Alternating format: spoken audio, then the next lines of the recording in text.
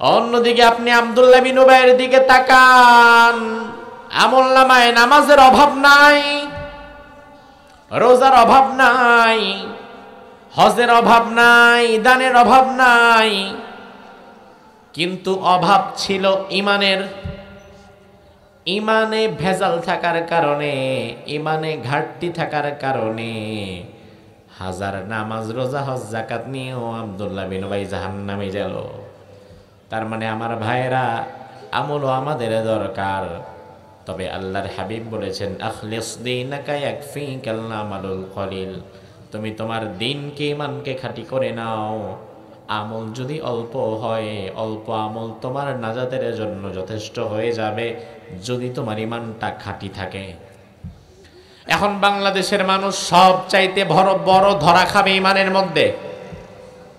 বিশ্বাস করেন ভাই, বাংলাদেশের মানুষ সব চাইতে বড় ধরা খাবে ইমানের মধ্যে। কারণ এই দেশের মানুষ ইমান কেমনে আনা লাগে তাও বোঝে না। আবার ইমান যে কিছু কিছু কাজের দ্বারা ভেঙে যায়, কোন কাজের দ্বারা ইমান ভেঙে যায় তাও জানে না। এই যে আমরা যখন ওযু করি, এশার নামাজের সময় ওযু আপনি করলেন, ঠান্ডা পানি দিয়ে ওযু করলেন, শীতের মধ্যে মসজিদে ঢুকতে যাবেন, গ্যাস্ট্রিকের সমস্যার কারণে বায়ু দূষণ হয়ে গেল। বায়ু দূষণ হওয়ার পরে ওযুটা যে আপনার সাথে সাথে ভেঙে গেল। এখন ওই ভাঙ্গা ওযু দিয়া যদি আপনি জোর করে নামাজ পড়েন, নামাজ কবুল হবে কি? হবে না নামাজ। তৎক্ষণাৎ আপনি আবার দৌড় দিয়ে ওযু করতে যাবেন, যতই কষ্ট হোক না কেন আপনাকে মেনে নেওয়া লাগবে, কারণ আপনি জানেন আমার ওযুটা ভেঙে গেছে। ওযু আপনি করেছেন, মুখ ভরে বমি হলো, কিংবা অচেতন হয়ে গেলেন, অজ্ঞান হয়ে গেলেন, ওযু ভেঙে গেছে, আবার ওযু করা লাগবে। এরপরে নামাজে দাঁড়ালেন, আল্লাহু আকবার বলে নামাজে যখন দাঁড়ালেন, পাশ থেকে যদি আরেক ভাই এসে ডাক দেয়, সালাম ভাই কেমন আছেন, অনেকদিন পরে দেখলাম মসজিদে তো আগের মতো আসেন না।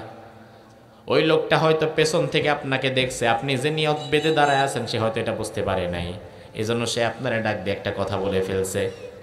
কিন্তু আপনি যে নামাজের মধ্যে আছেন সেটা জানতো না। এখন আপনি কি ওই লোকটার ডাকের জবাব দিতে পারবেন?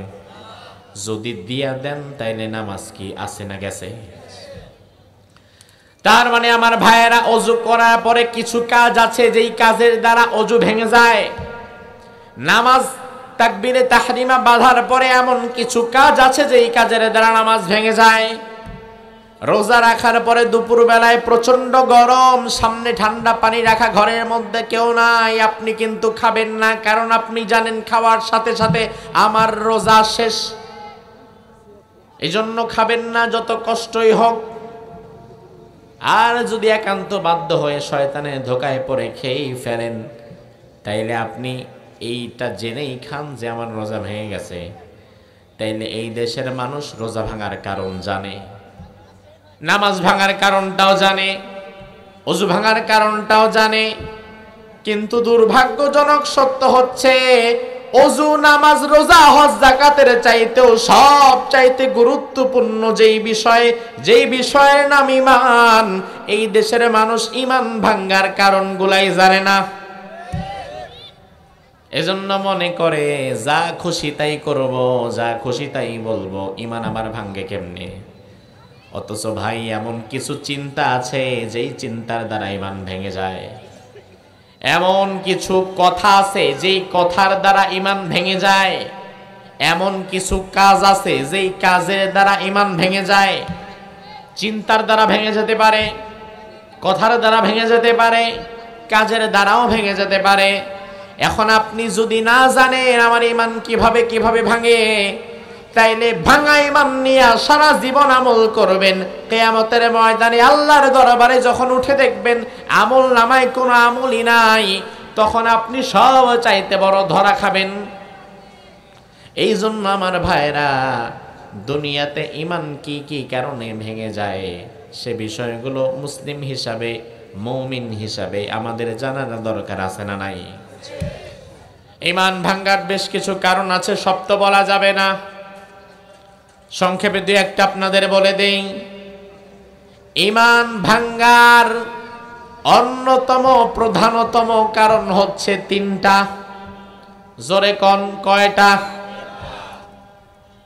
তিনটা যেই কারণ, ভালো করে মনোযোগ সহকারে শোনেন, তারপরে সামনে আগাবো। ঈমান ভাঙ্গার এক নাম্বার কারণ হচ্ছে কুফর। কুফর মানে হচ্ছে অস্বীকার করা। হুয়া জুহুদুল ওয়াহদানিয়াহ আউন নুবুওয়াহ আউশ শরিয়াহ, আল্লাহর একত্ববাদ, রাসূলের রিসালাত অথবা কোরআনে কারীমের শরিয়াতের কোন অংশকে অস্বীকার করা নামই কুফরি। এই অস্বীকার কাজের মাধ্যমে হতে পারে, কথার মাধ্যমে হতে পারে, আবার চিন্তার মাধ্যমেও হতে পারে। আমার ভাইরা মনোযোগ দেন, কুফর কি জিনিস? যেটার দ্বারা আপনার ঈমান ভেঙে যাচ্ছে। ওই ঈমান ভাঙার পরে আপনি শীতের রাতে ফজরের নামাজও পড়তে পারেন, কিন্তু কবুল হবে না, কারণ ঈমান নাই। ঈমান হচ্ছে একের মতো, একটা ঠিক রেখে যদি আপনি একের পরে একটা শূন্য যোগ করেন, সংখ্যাটা কত হবে? যদি শূন্য আরেকটা বাড়ান কত হবে? আরেকটা বাড়ালে, এভাবে যত বাড়াতে থাকবেন সংখ্যার মানও তত বাড়বে। কিন্তু আপনি যদি একটা মুছে ফেলেন, সামনে কোনো এক নাই, এরপরে শূন্য দিতে দিতে দিতে দিতে দাসরিয়া মোড় পর্যন্ত যান, মান কত হবে? হ্যাঁ, মান কিন্তু শূন্য শূন্যই থাকবে। একইভাবে আপনার ঈমান যদি ভেঙে যায়, আপনার ঈমান যদি ভেজাল হয়, আপনার ঈমানের মধ্যে যদি কোনো কারণে ফাটল সৃষ্টি হয়, তখন বুঝে নিবেন আপনার একটা পড়ে গেছে। একটা মুছে যাওয়ার পরে নামাজ পড়বেন শূন্য, রোজা রাখবেন শূন্য, হজ করবেন শূন্য, যাকাত দিবেন শূন্য, মসজিদে আর মাহফিলে লক্ষ টাকা দিয়া মারহাবার বাহাবা নিতে পারবেন, কিন্তু আল্লাহর কাছে দাঁড়ায় দেখবেন আমল নামা শূন্য। কারণ এক মুছে গেছে। এজন্য এক যেন আমাদের ঠিক থাকে, এক যেন মুছে না যায়, সেজন্য সতর্ক হওয়ার দরকার আছে না নাই? কুফর হচ্ছে অস্বীকার করা। যে কোনো ভাবেই যদি আপনি কোনো কিছু অস্বীকার করেন, সেটাই কুফরির অন্তর্ভুক্ত হয়ে যায়। আমার ভাইরা লক্ষ্য করেন, এই যে 30 পারা কোরআন, এই 30 পারা কোরআনের বিসমিল্লাহর বা থেকে নিয়ে মিনাল জিন্নাতি ওয়ান নাসের সিন পর্যন্ত সবটা কার কথা? যদি আপনি অস্বীকার করেন, যদি আপনি একটা সূরাকে অস্বীকার করেন, ঈমান থাকবে? সূরা তো বড় হয়ে গেছে, যদি একটা পৃষ্ঠাকে অস্বীকার করেন, ঈমান থাকবে? একটা লাইনকে, একটা শব্দকে। বাংলাদেশে একটি সম্প্রদায় আছে যাদেরকে বলা হয় আহমদিয়া মুসলিম জামাত, ব্র্যাকেটে কাদিয়ানি। যদিও আপনাদের পাবনায় এই ফিতনা হয়তো খুব একটা নাই, ঢাকায় তাদের মসজিদ আছে, ঢাকার বকশীবাজারে। আর বাংলাদেশের সবচাইতে ভয়াবহ কাদিয়ানির ফিতনা হচ্ছে পঞ্চগড়ে। কাদিয়ানীদের লক্ষ লক্ষ মানুষ নিয়ে আলাদা ইজতেমা হয় পঞ্চগড়ে। আমার ভাইরা, দুনিয়ার সকল উলামায়ে কেরাম, সকল মাযহাব সবাই একমত, কাদিয়ানী যারা হয় তারা ঈমানদার থাকে না, তাদের ঈমান থাকে না, ঈমান থেকে তারা খারিজ হয়ে যায়। এই কাদিয়ানীরা ঈমান থেকে কেন বের হয়ে যায়? কেন তাদের ঈমান নাই? কি দোষ তারা করেছে? অনুসন্ধান করে দেখেন, দোষ তেমন কিছুই পাবেন না। আপনার নামাজ যেমন, কাদিয়ানী ভাইয়ের নামাজও তেমন। আপনার রোজা যেমন, তার রোজাটাও তেমন। আপনার হজ যেমন, তার হজও তেমন। আমি কাদিয়ানীদের মসজিদে একদিন যাওয়ার পরে দেখি, আমাদের নামাজে যখন যা করা হয় তাদের নামাজও তাই। আমাদের আজানে কামত যেমন, তাদের এটাও সেম তাই। বুঝতেই পারবেন না যে এটা কাদিয়ানীদের মসজিদ। আমি অবাক হয়ে গেলাম, আহারে, তাইলে তাদেরকে ঈমানদার কেন বলা হয় না? কি এমন ভুল তারা করেছে? অবশেষে দেখলাম কোরআনুল কারীমের একটা আয়াতের একটা শব্দকে তারা বাদ দিতে চায়, যেখানে আমার আল্লাহ রাব্বুল আলামিন বলেছেন, মা কানা মুহাম্মাদুন আবা আহাদিম মির রিজালিকুম ওয়ালাকিন রাসূলুল্লাহি ওয়া খাতামান নাবিয়্যিন। ও দুনিয়ার মানুষ শোনো, তোমাদের মধ্যে কোনো পুরুষ শাবালকের পিতা আমার নবী নয়। আমার নবী হচ্ছে আখিরি জামানার পয়গম্বর। আমার নবীর মাধ্যমে আমি আল্লাহ তাআলা নবুয়তকে সমাপ্ত করেছি। আমার নবীর পরে আর কোনো নবী দুনিয়াতে আসবে না। খতাম, আমরা যেমন বলি কাজটা খতম করে দিয়েছি, খতাম মানে শেষ। আল্লাহ বললেন আমার নবীর মাধ্যমে নবুয়তের দরজা আমি বন্ধ করে দিয়েছি, এটাও শেষ, মোহর মেরে দিয়েছি। যারা কাদিয়ানি হয় তারা বলে আমরা নবীকে নবী হিসাবে মানি, শ্রেষ্ঠ নবীও মানি, তবে শেষ নবী মানি না। কারণ তাদের ধারণা হচ্ছে রাসূলুল্লাহর পরে আরো ছোট ছোট কিছু সহকারী নবী দুনিয়াতে আসবে। তারা একজনকে অনুসরণ করে, তার নাম গোলাম আহমদ কাদিয়ানি। তারা বলে আমাদের গোলাম আহমদ কাদিয়ানি হচ্ছে নবীর পরে আরেকজন ছোটখাটো নবী। আমার ভাইরা লক্ষ্য করেন, একটা আয়াতও কিন্তু অস্বীকার করে নাই। পুরা আয়াতের মধ্যে একটা শব্দকে নিয়ে জাস্ট তারা প্রশ্ন তুলেছে। আল্লাহ বলেছেন আমার নবী শেষ নবী, আর কাদিয়ানি বলে আমাদের নবীকে নবী হিসাবে মানি, শ্রেষ্ঠ হিসাবেও মানি, তবে শেষ নবী মানি না। শেষ শব্দটা তারা মানে না। একটা শব্দ শেষ, এইটুকুকে তারা শুধু বাদ দিতে চায়। একটা শব্দকে বাদ দিতে চাওয়ার কারণে গোটা দুনিয়ার সবাই ফতোয়া দিয়ে দিলাম কাদিয়ানি ইমানদার না, কাদিয়ানিরা কাফের। জোরে কোন, কাদিয়ানিরা কি? কেন কাফের বললেন আবার ভালো করে বোঝেন। কারণ কাদিয়ানি কোরআনে কারীমের কয়টা আয়াত বাদ দেয়? কথা কয় না, এটাও তো ভুল উত্তর দিলেন। হ্যাঁ, একটা আয়াত না, বরঞ্চ বাদ দেয় মাত্র একটা সিঙ্গেল ওয়ার্ড, একটা শব্দ মাত্র বাদ দেয়, তাতে কাদিয়ানি কাফের হয়ে গেছে। এবার তুমি যেই নেতার পেছনে পেছনে দৌড়াও, ওই নেতার দিকে একটু তাকাও। তুমি যেই নেতার আদর্শ বাস্তবায়ন করার জন্য কাজ করো, তার দিকে তাকাও। নির্বাচনের আগে তোমার নেতা মঞ্চে উঠেছে, মাইকটা সামনে পায়া ভাইরা আমার, প্রথমেই সালাম নাই, কালাম নাই, বিসমিল্লাহ নাই, বরং বিসমিল্লাহ কইতে গেলে আবার পেছ লাগায়া দেয়, এমন নেতাও আছে না নাই? আপনারা কথা কন না কেন? নাই? ভাইরা আমার, ভাইরা তাকায় থাকে। জি বলেন। সকল ক্ষমতার উৎস জনগণ। আগামীর নির্বাচনে জনগণ আমাদের সাথে থাকলে আমাদের বিজয় কেউ ঠেকাতে পারবে না। এমন ভাষণ শোনেন নাই? একটু লক্ষ্য করেন, প্রথম কথাটার দিকে তাকান। প্রথম কথাটাই কি সর্বনাশ করেছে? প্রথম কথার মধ্যে বলেছে সকল ক্ষমতার উৎস জনগণ।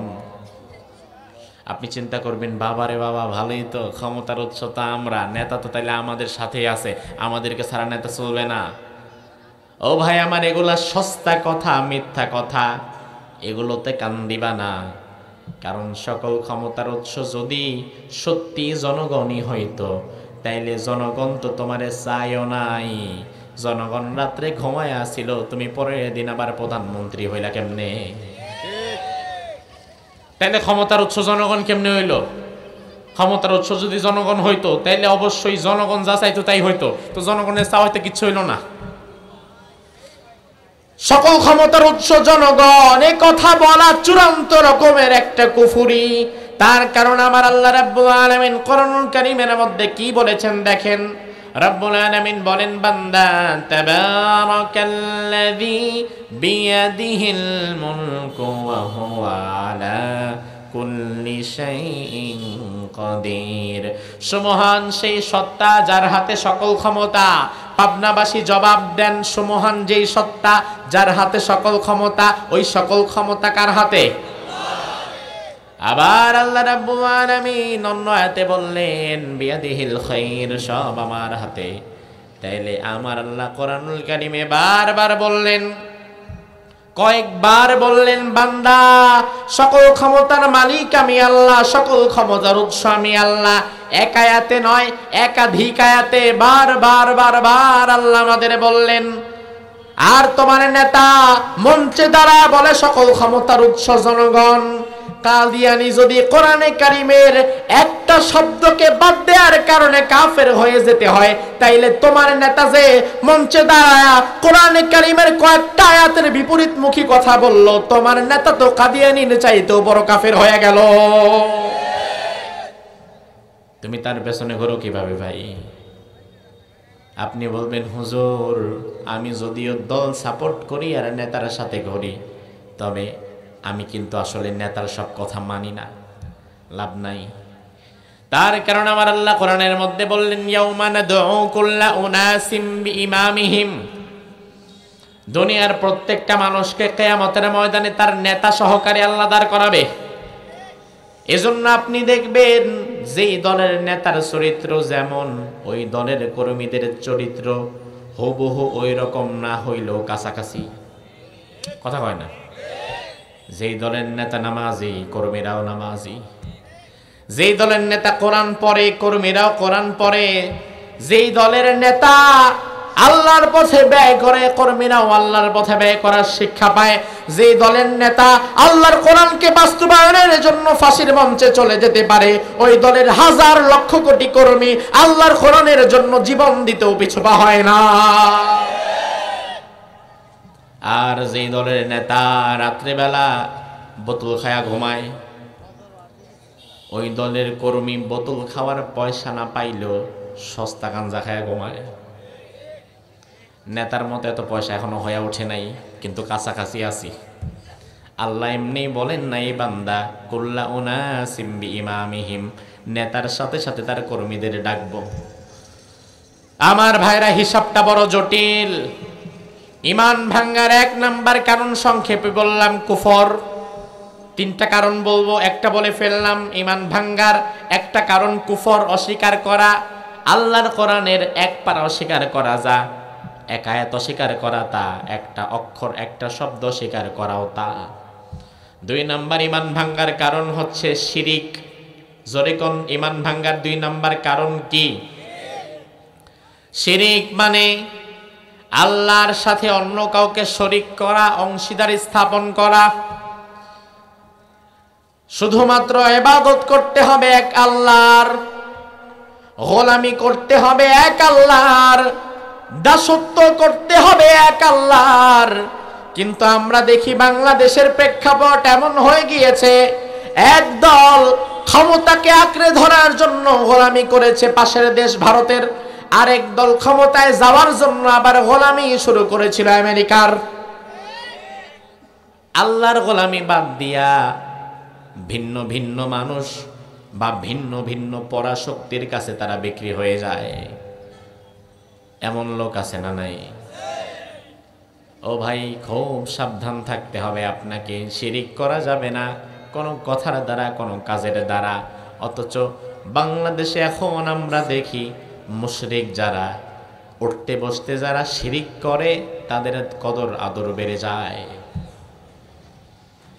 শিরিক ভয়ঙ্কর এক বিষয়, যেই শিরিকের আস্তানা দুমড়ে মুচড়ে দেওয়ার জন্যে, শিরিককে দুনিয়া থেকে নির্মূল করার জন্য নবী মুহাম্মদুর রাসূলুল্লাহর আগমন হয়েছিল পৃথিবীতে। সেই শিরিক মুসলমানের সন্তান এখন নিজে মুশরিকের কাতারে দাঁড়ায় যায়। আছে না নাই? আমি আপনাকে প্রমাণ দিচ্ছি। মুসলমানের সন্তান, মা মুসলমান, বাবা মুসলমান, ইসকনের সদস্য হয়ে হিন্দুদের কাতারে দাঁড়িয়ে মুসলমানদের বিরোধিতা আন্দোলন করে। খবর পান? শুনেছেন কিছু? গত সপ্তাহে চট্টগ্রামে আমাদের এক ভাই মারা গেল। মারা গেল মানে মেরে ফেলা হলো। নাম কি? অন্তত নামটা তো জানতে পারতেন একটু ভাই। নাম কি? শহীদ সাইফুল ইসলাম আলিফ। আল্লাহ তাআলা আমার এই ভাইটাকে শহীদ হিসাবে কবুল করুক, বলি আমিন। রাসূল বলেছেন, কেউ যদি ইমানের ভিত্তিতে অ্যাক্সিডেন্ট হয়ে মারা যায়, হুকমান শাহাদাতের মর্যাদা আল্লাহ তাআলা তাকে দান করে দেয়। আর আমার এই ভাই অ্যাক্সিডেন্টলি মারা যায় নাই।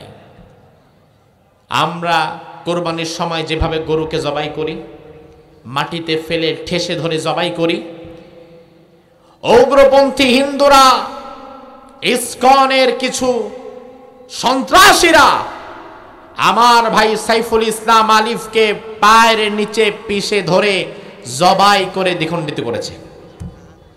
মুসলমানকে, মুসলমানের সন্তানকে। চট্টগ্রামের ঘটনা যেদিন ঘটল সেদিন আমার মাহফিল চট্টগ্রামেই। চট্টগ্রাম শহর তখন আমি পার হই নাই, আমার কানে খবর আসলো মুশরিকিনরা একজোট হয়ে গেছে। মুশরিকিনরা একজোট হয়ে গেছে। তাদের একটা সংগঠন আছে, যে সংগঠন বাংলাদেশ সহকারে পৃথিবীর নানান দেশে হিন্দুত্ববাদ প্রচার করে। ভালো করে বুঝবেন, হিন্দু এবং হিন্দুত্ববাদ এক জিনিস না। হিন্দু ধর্ম যেটা, আমাদের সমাজের আশেপাশে হিন্দু ভাই বোনের আছে না নাই? মিষ্টির দোকান হিন্দুদের, বিভিন্ন ব্যবসা বাণিজ্য হিন্দুদের, আমাদের সাথে লেনদেন হয়, কথাবার্তা হয়, কোনো সমস্যা নেই, আলহামদুলিল্লাহ, আমরা ভাই। কিন্তু আমাদের কথা হচ্ছে হিন্দুত্ববাদ প্রচারকারী সে সকল উগ্রপন্থী সন্ত্রাসী ইসকনের সদস্য হিন্দুদের বিরুদ্ধে। কথা কি বোঝেন? কথা কি বোঝাতে পারছি আমি আপনাদেরকে? প্রত্যেকটা মাহফিলে এই সম্পর্কে আমরা মানুষদেরকে সচেতন করার জন্য এখন কথা বলছি। এটা আমাদেরকে নির্দেশ করা হয়েছে উপর থেকে। তার কারণ হচ্ছে আপনাদেরকে তো জানতে হবে কি ষড়যন্ত্র হচ্ছে আপনার দেশ নিয়ে, সেটা আপনাকে জানতে হবে। একটা সংস্থা, তাদের নাম হচ্ছে ইসকন। কি নাম? নামটা কি আগে শুনেছেন কোনোদিন? যারা সচেতন তারা শুনেছেন, যারা অসচেতন তারা শোনেন নাই। ইসকন যা প্রতিষ্ঠা হয়েছে 1966 সালে আমেরিকার নিউ ইয়র্কে। প্রতিষ্ঠার পর থেকে তার যত অর্থকরী প্রয়োজন ফান্ডিং করেছে ইসরায়েল। আর যেই সংগঠন মতাদর্শ লালন করে ভারতের উগ্রবাদীদের, আরএসএস এর। তাহলে দেখেন, জন্ম হলো আমেরিকায়, টাকা পয়সা দিল ইসরায়েল, আর মতাদর্শ লালন করে ভারতের উগ্রপন্থীদের। পৃথিবীতে আমেরিকা, ইসরায়েল আর ভারত, এই তিনটার চাইতে অধিক শয়তান আমি আর কাউকে দেখি না। সব চাইতে পৃথিবীর জঘন্য তিন দুশ্মন, মুসলমানদের দুশ্মন, মানবতার দুশ্মন, সবার দুশ্মন। আর এই তিন দেশের আশ্রয়ে প্রশ্রয়ে লালিত পালিত যেই পশু, ওই পশুর নাম হচ্ছে ইসকন। আমি কি কথা বোঝাতে পারলাম সহজে? এই তিন দেশের শয়তানি মিলিয়ে যেই সংগঠন গঠিত হয়েছে, ওই সংগঠনের নাম কি? বিগত স্বৈরাচার 16 বছর ইসকনকে খাইয়ে দাইয়ে পেলে পুষে বড় করে দিয়েছে, শক্তিশালী করেছে। এবার স্বৈরাচার যখন পালিয়েছে, এই উগ্রপন্থী ইসকনের সদস্য হিন্দুরা বাংলাদেশে হিন্দু এবং মুসলমানদের মধ্যে রায়ট, সাম্প্রদায়িক দাঙ্গা বাঁধিয়ে বাংলাদেশকে অস্থিতিশীল করে বিশ্বের দরবারে প্রমাণ করতে চাচ্ছে স্বৈরাচারকে আবার ফিরিয়ে দেন, নয়তো পরিস্থিতি ঠান্ডা হবে না। বাংলাদেশকে তারা সাম্প্রদায়িক সম্প্রীতি ভেঙে চুরমাচুর করে হিন্দু এবং মুসলিমকে একটি এমন মাঠে নিয়ে আসার জন্য চেষ্টা করছে যেখানে হিন্দু এবং মুসলিম একে অপরের যেন শত্রু হয়ে যায়। এমন একটা পরিস্থিতি তৈরি করার জন্য তারা কাজ করছে।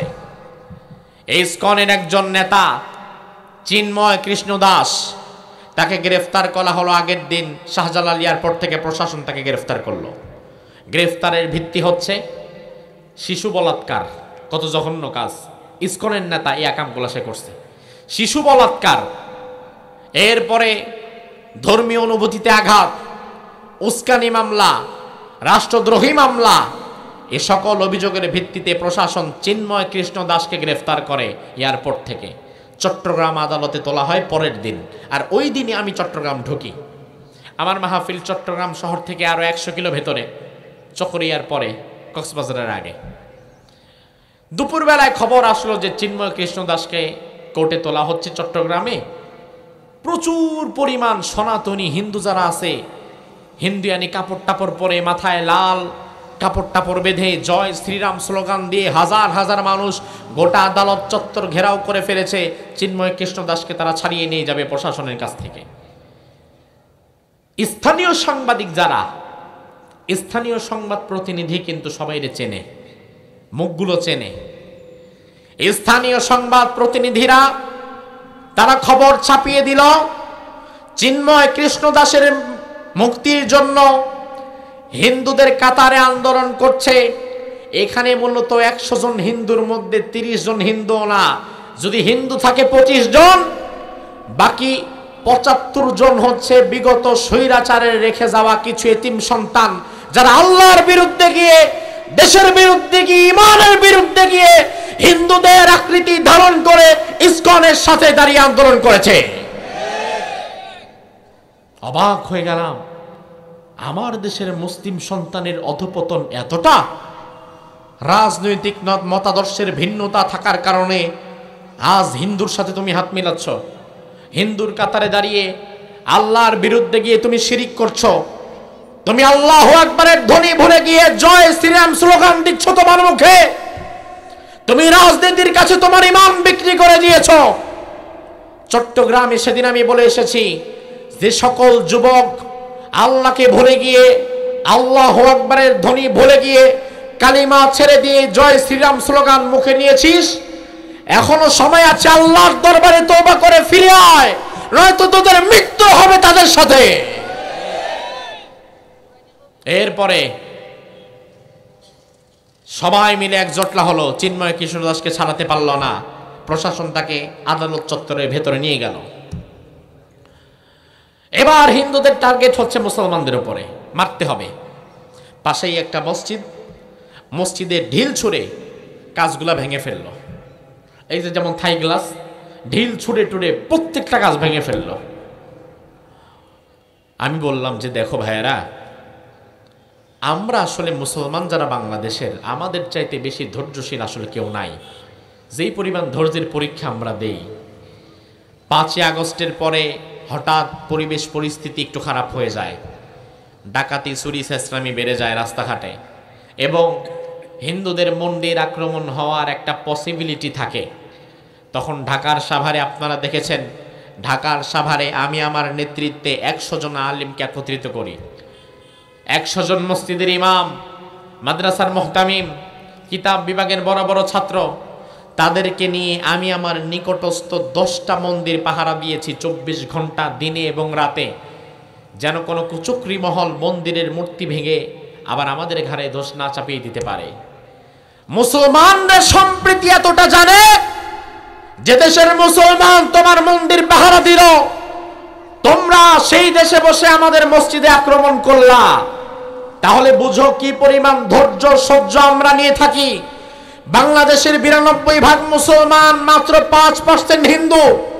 তোমরা যে পরিমাণ উগ্রবাদ আর সন্ত্রাসবাদ লালন করো, বাংলাদেশের মুসলমানেরা যদি তার 1 ভাগ লালন করত, স্বাধীনতার 53 বছরে কোন হিন্দু ব্যবসা বাণিজ্য করে টিকে থাকা তো দূরের কথা, অক্সিজেনটা পর্যন্ত নিতে পারত না।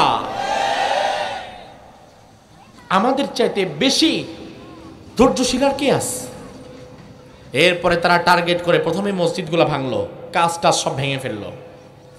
এরপরে একজন মুসলিম আইনজীবী, মুসলিম অ্যাডভোকেট, আমার ইমানি ভাই, তাকে ধরলো হিন্দুরা ওপেনলি। এই যে পাকা রাস্তা, ওপেনলি রাস্তার মধ্যে তাকে ফেললো, ফেলে উপর জুপুরে আক্রমণ করে তাকে ফেলে ধারালো রামদা দিয়ে তার গলাটা কেটে দিল। আমার ভাইয়ের গলা কাটা হয়েছে চট্টগ্রামে। আমার ভাই মানে আপনার ভাই। আপনি বলবেন হুজুর, চট্টগ্রামের কথা পাবনায় বলার দরকার কি? চট্টগ্রামের কথা পাবনায় আসার দরকার কি? চট্টগ্রামের প্রতিবাদ পাবনায় আসার দরকার কি? আমি বলবো ভাই, আপনি কি রাসূলের সেই হাদিস জানেন না, যেখানে রাসূল বলেছেন আল মুসলিমুনা কাজাসাদিন ওয়াহিদ, দুনিয়ার সকল মুসলমান একটা দেহের ন্যায়, এই দেহে যদি পা আক্রান্ত হয় মাথা পর্যন্ত খবর হয়ে যাবে। চট্টগ্রামে আমার ভাই আক্রান্ত হয়েছে, এর প্রতিবাদ শুধু চট্টগ্রাম না, টেকনাফ থেকে তেতুলিয়া পর্যন্ত তার প্রতিবাদ হবে। সর্বত্র আমি ভাইয়ের জন্য আমরা প্রতিবাদ করব, কারণ সে আমার দ্বীনি ভাই, ইমানি ভাই। আপনার রক্তের ভাই আপনার সাথে বেঈমানি করবে, আপনার ইমানি ভাই আপনার সাথে বেঈমানি করতে পারবে না। কথা কি আল্লাহর মোল্লার না আল্লাহর? রব্বুল আলামিন কোরআন কারীমের মধ্যে বললেন, ইয়াউমা ইয়াফিরুল মারউ মিন আখি ওয়া উম্মিহি ওয়া আবি ওয়া সাহিবাতিহি ওয়া বানি। কিয়ামতের কঠিন ময়দানে মা সন্তানকে যখন দেখবে, সন্তানকে দেখা মাত্র মা পালিয়ে যাবে। ভাই যখন বোনকে দেখবে, বোন পালিয়ে যাবে। বাবা যখন ছেলেরে দেখবে, ছেলে পালিয়ে যাবে। রক্ত সম্পর্কীয় আত্মীয়গুলো একে অপরকে দেখে পালিয়ে যাবে। কেউ কারো ধারে কাছে আসবে না, পরিচয়ও দিবে না। আমরা বললাম, আল্লাহ, ওই কঠিন দিন কেউ যখন কারো পরিচয় দিবে না, ওই কঠিন দিনে আমার সঙ্গে থাকবে, আমার পাশে থাকবে, এমন কি কেউ থাকবে না। আমার আল্লাহ রেকাতের মধ্যে বললেন, আল আখিল্লাউ ইয়াউমাইযিম বাযুহুম লিবাযিন আদুউন ইল্লাল মুত্তাকিন। কিয়ামতের কঠিন ময়দানে তোমার মা বাবা ভাই বোন তোমার ছেড়ে পালায়া যাবে, কিন্তু ওই দিন তোমার সাথে যেই থাকবে সে হচ্ছে মুত্তাকি, ঈমানদার। দুনিয়াতে যারা একে অপরকে ঈমানের জন্য ভালোবেসেছে, ওই মানুষগুলো কিয়ামতের ময়দানেও তোমার সাথে, তোমার পাশে থাকবে। আমার ভাইরা তাহলে একটু ভালো করে বোঝেন, যেই কঠিন বিপদের ময়দানে আমার মা বাবা ভাই বোন আমার ছেড়ে পালায়া যাবে, ওই দিনে আমার ঈমানি ভাই যদি আমার সাথে থাকে, তাইলে আমি মনে করি আমার রক্ত সম্পর্কীয় আত্মীয়র চাইতে আমার ঈমানি সম্পর্কীয় আত্মীয় আরো বেশি গুরুত্ব পাবে আমার কাছে, ঠিক না? সে তো আমার ঈমানি ভাই, তাকে জবাই করা হয়েছে, তার প্রতিবাদ সব জায়গা থেকে করার দরকার আছে না নাই? এজন্য আমাদের প্রতিবাদ একটাই, সেই প্রতিবাদ হচ্ছে অতি দ্রুত বাংলাদেশ থেকে ইসকনের সকল কার্যক্রম নিষিদ্ধ করে দেওয়া হোক। আপনারা কি মতের পক্ষে একমত? আপনারা কি একমত? আগেই হাত তুলবেন না, কারণ ভালো করে শোনেন, কথাগুলো বুঝে নেন। বাংলাদেশের মানুষ শুধু আবেগে হাত তুলে, বিবেক দিয়ে বোঝে না। আমি আগে আপনাদের বিবেকের কাঠ গড়ায় দাঁড় করাতে চাই, বিবেকে আঘাত করতে চাই, এরপরে হাত তুলবেন, আল্লাহকে সাক্ষী রাখবেন। ইসকন নিষিদ্ধের আওয়াজ এজন্য তুলতে হবে, তা ভারতের উগ্রবাদ সন্ত্রাসবাদ প্রচার করে। ইসকনের সদস্যদের প্রধান টার্গেট বাংলাদেশে হিন্দু এবং মুসলিমদের মাঝে সাম্প্রদায়িক দাঙ্গা বাঁধিয়ে পার্বত্য চট্টগ্রামকে বিচ্ছিন্ন করে ভারতের হাতে তুলে দেওয়া। এই জন্য যা যা করা দরকার ধীরে ধীরে তারা তাই করেছে, সামনে আরো করবে। তাদের এই চক্রান্ত যেন সামনে আর আগাতে না পারে, এই জন্য আওয়ামী লীগ, বিএনপি, জামাত, জাতীয় পার্টি, আওয়ামী লীগ তো বললাম, আরে সুবহানাল্লাহ, এটা বললাম কেন? বিএনপি, জামাত, জাতীয় পার্টি যত দল আছে, আওয়ামী লীগ বাদে সব দলের একত্রিত হওয়ার দরকার আছে না নাই? আওয়ামী লীগ বাদে কেন? মাশাআল্লাহ, আপনারা তো বুঝেন। হ্যাঁ, ইসকন তাদের মিছিলের মধ্যে জয় বাংলা পর্যন্ত স্লোগান নিয়ে আসছে। তাহলে মুশরিকদের সাথে যারা এক কাতারে দাঁড়াতে পারে, যারা জয় শ্রীরাম স্লোগান দিতে পারে মুসলমানের সন্তান হয়ে, তাদের সাথে কিয়ামত পর্যন্ত আর আমাদের কোনো ঐক্য হওয়া সম্ভব না। কারণ যার মুখে জয় শ্রীরাম স্লোগান ঢুকে যায়, ইমানদারের মুখে যদি এটা ঢুকতে পারে, তাইলে বুঝতে হবে ও ইমানদার না, ও হয়ে গেছে জামানার আব্দুল্লাহ বিন উবাইর উত্তরসূরি, ঠিক কি না? আমার ভাইকে চট্টগ্রামে জবাই করা হয়েছে, তার প্রতিবাদের আওয়াজ উঠেছে সারা বাংলাদেশে। একই যোগে একই সুরে আমাদেরকে প্রতিবাদ করতে হবে, কোনোভাবেই আমাদের প্রতিবাদকে থামিয়ে দেয়া যাবে না। এখন আপনি যদি চিন্তা করেন আমি তার জন্য প্রতিবাদ কেন করব, ভাই আমার, তার জন্য প্রতিবাদ করাটা আপনার ঈমানি দায়িত্ব, নৈতিক দায়িত্ব। কিন্তু দুর্ভাগ্যজনক বিষয় হচ্ছে এই কথাগুলো অনেক মানুষ সহজে হজম করে নিতে পারে না।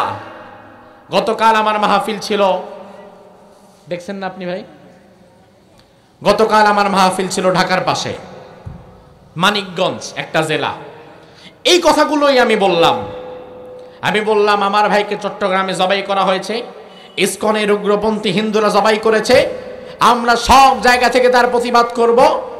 ইসকনের যত কার্যক্রম আছে তার বিরুদ্ধে আমাদের অবস্থান হবে। এই সংগঠনকে অতি দ্রুত নিষ্পেষিত করতে হবে, থামিয়ে দিতে হবে। কথাগুলো কি সঠিক না ব্যাঠিক? আপনারা কি এই কথাগুলোর সাথে একমত না দ্বিমত? হঠাৎ করে একজন দাঁড়ায় গেল, উনি আবার পোস্টারে দেখলাম উনি হচ্ছে আবার মাশাআল্লাহ ওই মাহফিলের সভাপতি। অর্থাৎ মাহফিলের সভাপতি স্বয়ং দাঁড়ায় গেছে মাহফিলের মধ্যে। আবার আমাকে বলা হলো, উনি রাজনৈতিক দলের নামটা নিলাম না, পূর্বে যারা ছিল তারা না, যারা নতুন করে আসতে চাচ্ছে তাদের সাথী, এবং বলা হলো তিনি রানিং মেম্বার, আগামীতে চেয়ারম্যানই ইলেকশন করবে, জনপ্রিয় মানুষ। আমাকে বলতে, হুজুর কোন জায়গায় কি হয়েছে না হয়েছে, কারে মারছে না মারছে, এগুলো আমাদেরকে জানার দরকার কি, আপনি অন্য কথা বলেন। আমি তাকে বললাম, আমার ভাইকে চট্টগ্রামে মারা হয়েছে, আমি প্রতিবাদ করব না? বলে না, দরকার নাই, কোন জায়গায় কে মরছে না মরছে সেটা তার বিষয়। রাগ উঠে গেল, মুরব্বী মানুষ, দাঁড়িয়ে আছে মাশাআল্লাহ, পাঞ্জাবি পরা। অবাক হয়ে গেলাম, এই লোকটা আমার এই কথা বলে কিভাবে। আমি খেপে গেলাম। আমি তাকে বললাম, যদি আপনার ভালো না লাগে আপনি উঠে যান, তার কারণ আমার ভাইকে মারা হয়েছে, টেকনাফ থেকে তেতুলিয়া পর্যন্ত আমি প্রতিবাদ করেই যাব। আমার এই প্রতিবাদের মুখে যে বাধা দিবে, বুঝতে হবে ওই ব্যক্তি ইসকনের দালাল, হিন্দুদের দালাল হয়ে গেছে। এই কথাগুলো শোনার পরে এবার উপস্থিত জনতা আরো খেপে গেছে। তার উপরে এবার তারে টেনে হিসড়ে বাহিরে নিয়ে গেছে।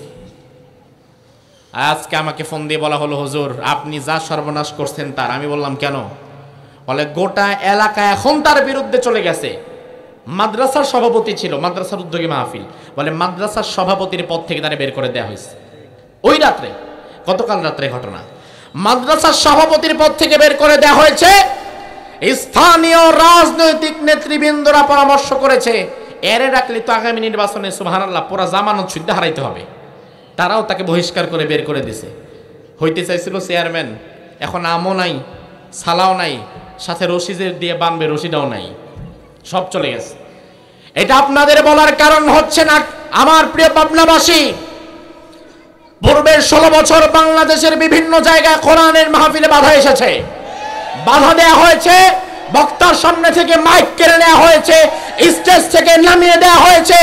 এই নিয়ত যদি আগামীতে যারা ক্ষমতায় আসতে চাচ্ছে তারাও যদি চিন্তা করে আমরা মাহফিলে বাধা দিব, বক্তাকে লাঞ্ছিত করব, পাবনাবাসী বিশ্বাস করো, সে যত বড় দলের যত বড় নেতাই হোক না কেন, সে যেন কাপড় চোপড় নিয়ে আর বাড়ি ফিরতে না পারে।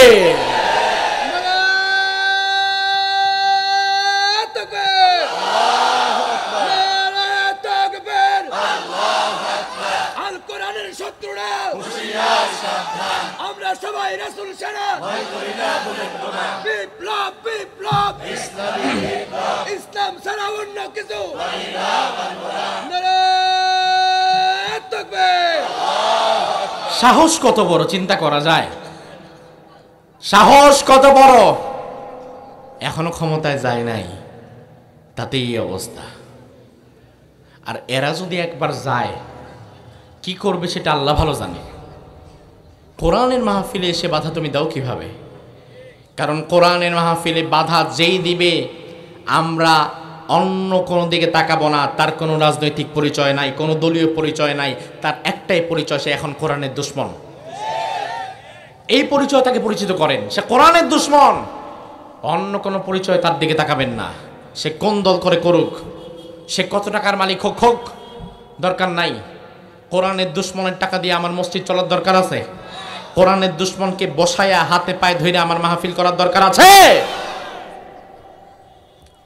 ইসকন নামক এই সন্ত্রাসী সংগঠনকে আল্লাহ তাআলা বাংলাদেশ থেকে চিরদিনের জন্য বিদায় করে দিক, বলি আমিন। আমার ভাইরা, সেই আল্লাহ বলছেন, বান্দা ইমানের দাম সবচাইতে বেশি, এই জন্য দুনিয়াতে ইমানদার যারা হয় তাদের দামও বেশি না কম? কত বেশি? আল্লাহর হাবিব বললেন, লা তাকুমুস সাআহ হাত্তা লা ইউকালা ফিল আরদি আল্লাহ আল্লাহ। এই জমিনে ততদিন পর্যন্ত কিয়ামত হবে না যতদিন না আল্লাহকে আল্লাহ আল্লাহ বলার মতো একজন ইমানদার দুনিয়াতে টিকে থাকবে। সুবহানাল্লাহ। কোন তার মানে যে কিয়ামত আল্লাহ দিবেন, এই কিয়ামতটা শুধুমাত্র আল্লাহ তাআলা আটকে রেখেছেন হিন্দুদের জন্য, খ্রিস্টানের জন্য, ডোনাল্ড ট্রাম্পের জন্য, কাদের জন্য? ইমানদার। একজন ইমানদার আল্লাহকে যদি আল্লাহ বলে ডাকে, ওই ইমানদারের আল্লাহ ডাকের কারণেই আল্লাহ কিয়ামত দিবে না। আল্লাহ রাব্বুল আলামিন ঈমানদারের কথা বললেন। ঈমানদারের জবানের কত দাম আপনি একবার চিন্তা করেন। শুধু আল্লাহকে যদি ঈমান নিয়ে অন্তর থেকে একটা ডাক দিতে পারবেন? একটাবার বলেন তো আল্লাহ। ডাকটা কি অন্তর থেকে দিয়েছেন? আরেকটাবার বলেন আল্লাহ। এই ডাকটা যদি একজন ইমানদারের হয়, আমার আল্লাহ কিয়ামত দিবে না, কিয়ামত আমার আল্লাহ আটকে রাখবে। ওমর রাদিয়াল্লাহু আনহুর ছেলে আব্দুল্লাহ বিন ওমর, তিনি একদিন যাওয়ার সময় কাবার দিকে তাকালেন। কাবার দিকে তাকিয়ে বললেন, ও কাবা, তোর সম্মান অনেক বেশি, তোর মর্যাদা অনেক বেশি রে কাবা। তবে ইন্না আযমা হুরমাতান ইনদাল্লাহি মিনকি, আল্লাহ রাব্বুল আলামিনের কাছে একজন ইমানদারের দাম, ইমানদারের মর্যাদা তুমি কাবার চাইতেও বেশি। অবাক করা বিষয়, যেই কাবা, যেটাকে কেন্দ্র করে প্রতি মিনিটে লক্ষ লক্ষ মানুষ তওয়াফ করে, আব্দুল্লাহ ইবনে ওমর বলেন, কাবা তোমার দাম অনেক বেশি হতে পারে, তবে একজন ইমানদারের দাম তুমি কাবার চাইতেও বেশি। ইমানদারের দাম যে কাবার চাইতেও বেশি, তার প্রমাণ কি? তার প্রমাণ হচ্ছে দুনিয়াটাকে আল্লাহ টিকিয়ে রেখেছেন ইমানদারের জন্য। দুনিয়া টিকে আছে বলেই কিন্তু কাবা টিকে আছে। ইমানদার যেদিন থাকবে না, আল্লাহ দুনিয়া ধ্বংস করে দিবে, আর ওই দিন কিন্তু কাবাটাও ঘুরে যাবে, কাবা আর থাকবে না। তাইলে কাবা যে এখন আছে, এর পেছনে ইমানদারের ভূমিকা আছে না নাই? ইমানদার না থাকলে তো কাবাও থাকবে না। তাইলে কাবার চাইতে একজন ইমানদারের দাম আল্লাহর কাছে বেশি না কম? একজন ইমানদারের দাম এত বেশি, যার কারণে দুনিয়া আল্লাহ তাআলা ঠিক রাখে, দুনিয়ার ভারসাম্য ঠিক রাখে। ওই ইমানদারকে যদি মেরে ফেলা হয়, জবাই করা হয়, তাইলে ওই ইমানদার ভাইয়ের পক্ষে আমাদের কথা বলার দরকার আছে না নাই? আমাদের চূড়ান্ত প্রতিবাদ চলবে ততক্ষণ আমাদের ভাই শহীদ সাইফুল ইসলাম আলিফের খুনিরা বিচারের কাঠগড়ায় দাঁড়াবে না, ততক্ষণ পর্যন্ত আমাদের চূড়ান্ত প্রতিবাদ চলবে। চট্টগ্রামে সেদিন যখন আমি মাহফিলে গেলাম, দুপুরবেলায় খবর আসলো যে হুজুর আমাদের সাইফুল ইসলাম আলিফকে তারা একদম জবাই করে দিয়েছে রাস্তার মধ্যে। চট্টগ্রামে আমি মাহফিলে গেলাম, দেখলাম প্রশাসন আসছে, পুলিশ আসছে, কয়েক গাড়ি। আমি জানি না কি পারপাসে তারা সেদিন এসেছিল। আমি বললাম, প্রশাসনের ভাইরা, চট্টগ্রাম আদালত প্রাঙ্গণ আর আমার ঘরের উঠান এক জিনিস না। আমার ঘরের উঠানে 24 ঘন্টা পুলিশ থাকে না, সিসি ক্যামেরা নাই, কিন্তু চট্টগ্রাম আদালত প্রাঙ্গণ তো সেন্সিটিভ জায়গা। 24 ঘন্টা সেখানে পুলিশ থাকে, প্রশাসন থাকে, সোর্স থাকে, নজরদারি থাকে, সিসি ক্যামেরা থাকে। এত কিছুর মধ্য দিয়ে আমার ভাইকে গলা কেটে হত্যা করতে পারলো কিভাবে? জবাব দেন, কিভাবে পারলো? 24 ঘন্টা আদালত চত্বরে যেখানে প্রশাসন ভূমিকা পালন করে, ওই প্রশাসনের নাকের ডগায় আমার ভাইকে যদি কেউ জবাই করতে পারে, তখন তো আমাদের প্রশ্ন জাগে, প্রশাসনের ভেতরে বোধহয় ইসকনের দিল্লির দালাল ঢুকে গেছে। নয়তো পারলো কিভাবে? আমার ভাইকে আপনাদের সামনে জবাই করলো কিভাবে? জবাব দেন। জবাব নাই। কিন্তু বিচার আমরা চাচ্ছি, শুধু চাচ্ছি না, অতি শীঘ্রই বিচার করা লাগবে। লাগবে কিনা? লাগবে কিনা? আপনারা আমাদেরকে 9-6 বুঝ দিবেন যে বিচার হবে, করব একদিন, এই করবেন, সেই করবেন। আল্লাহকে ভয় করেন, আল্লাহকে ভয় করেন, আল্লাহকে ভয় করেন, ভারতকে নয়। কাকে? কাকে? রবকে ভয় করেন, আল্লাহ তাআলাকে ভয় করেন। 2024-এ রংপুরে একটা ছেলে শহীদ হয়ে গেছিল, যার শাহাদাতের পরপরেই বাংলাদেশের আন্দোলন সবচেয়ে ভয়াবহ রূপ নিয়েছিল। নাম কি জানেন? কি নাম? আবু সাইদ যখন বুক পেতে দিয়েছে, তার রক্ত জমিনে পড়ার পরেই কিন্তু আন্দোলন সবচেয়ে বেশি বেগবান হয়েছে, চাঙ্গা হয়েছে। যেই আন্দোলন স্বৈরাচারকে দেশ ছাড়তে বাধ্য পর্যন্ত করেছে। আবু সাইদের রক্তে 16 বছরের স্বৈরাচারের যেভাবে পতন হয়েছে, চট্টগ্রামে সাইফুল সাইফুল ইসলাম আলিফকে যে ইসকন জবাই করেছে, আমরা বলছি আবু সাইদের রক্তে স্বৈরাচারের যদি পতন হতে পারে, সাইফুল ইসলাম আলিফের রক্তে বাংলাদেশ ইসকনের কবর হবে। ইসকনের কবর হবে বাংলাদেশে, কেউ ঠেকাতে পারবে না। বরং ঠেকাবার জন্য যদি কেউ আসে, আল্লাহ তাআলা ওরে শুদ্ধ গজব দিয়ে দিবে, ঠিক কি না? এই বাংলাদেশ ৭১ সাল থেকে আজকে ২৪ সাল, ৫৩ বছর, আলহামদুলিল্লাহ গর্ব করে বলতে পারি এই দেশে হিন্দু মুসলিম একসাথে ব্যবসা করি, একসাথে থাকি, একসাথে খাই, একসাথে বসবাস করি। আমাদের মধ্যে কোনো হিংসা নাই, আক্রোশ নাই, মারামারি নাই, দাঙ্গা ফাসাদ নাই। আর তোমরা দিল্লিতে যা করছো, গুজরাটে যা করছো, দিনে দিনে আমাদের ভাইদেরকে তোমরা মারছো। গরু জবাই করার অপরাধে মুসলিমদেরকে জবাই করে দিয়েছো। গরুর গোশত পাওয়া গেছে, সন্দেহ করে পিটিয়ে মেরে ফেলেছো। গরুর গোশত খেয়েছে, আমি দেখেছি। 2019 সালে মাহফিলে গেলাম, এক লোক আসছে দেখা করতে, কথা বলতে পারে না, জিহ্বার সামনের অংশটা নাই। আরেকজন বলল, হুজুর সে 2017 সালে গরুর গোশত খেয়েছে, এই অপরাধে গুজরাটের হিন্দুরা তার জিহ্বা কেটে দিয়েছে। এত নৃশংসতা তোমরা করো, এত বর্বরতা তোমরা করো। বাংলাদেশে 5% হিন্দু, 92% মুসলমান। তোমাদের নৃশংসতার কানি কোনাও আমরা করি না, বরং আমরা আমাদের হিন্দু ভাইদেরকে ডিমের ভেতরে কুসুম যেমন নিরাপদ, আমরা রাখি তাদেরকে তেমন নিরাপদ। তো সাম্প্রদায়িক সম্প্রীতি যদি শিখতে চাও, আমাদের কাছ থেকে শেখো। তুমি আমাদের সবক দিতে আইসো না, কারণ আমি যেই ক্লাসের প্রিন্সিপাল, তুমি সেই ক্লাসের ছাত্র হওয়ার যোগ্যতা রাখো না। তুমি আমার সাম্প্রদায়িক সম্প্রীতি শেখাবার জন্য আসবা না।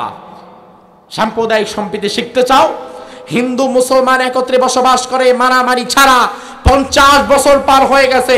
এই নজির যদি দেখতে চাও, বাংলাদেশে আসো, পাবনায় আসো, সিরাজগঞ্জে আসো, বগুড়ায় আসো, ঢাকায় যাও, চট্টগ্রামে যাও, সিলেট যাও। হিন্দু মুসলমান পাশাপাশি বাড়ি, আছে না নাই? একই সময়ে মাগরিবের সময় বিশেষত মসজিদে আজান হয়, আমরা নামাজ পড়ি, পাশেই মসজিদের সাথে লাগানো হিন্দু বাড়ি, তারা উলুধ্বনি দেয়, পূজা করে, আছে না নাই? কোনোদিন কি মেরেছি, বকা দিয়েছি? কোনো দরকার নাই। লাকুম দীনুকুম ওয়ালিয়া দিন। তারা তাদের ধর্ম পালন করছে মন্দিরে, আমি আমার ধর্ম পালন করছি মসজিদে। আমাদের মধ্যে কোনো হিংসা বিদ্বেষ নাই। অথচ ভারতের হাজারো মসজিদ এখনো এমন আছে যেখানে আজানটাও মাইকে হতে পারে না। তাহলে তুমি আমারে কি শিখাচ্ছ? তুমি আমারে কিসের তালিম দিচ্ছ? ভারতের বুকে মুসলমান 1-2 বছর নয়, 800 বছর মুসলমানরা ভারত শাসন করেছে। আলহামদুলিল্লাহ, হিংসা বিদ্বেষ নিয়ে করে নাই।